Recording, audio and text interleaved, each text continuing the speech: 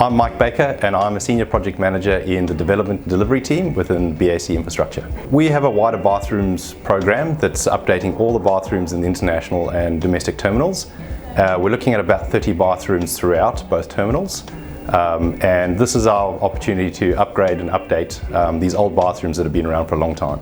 A lot of the features we tried to bring into the terminals is something that's uniquely Brisbane.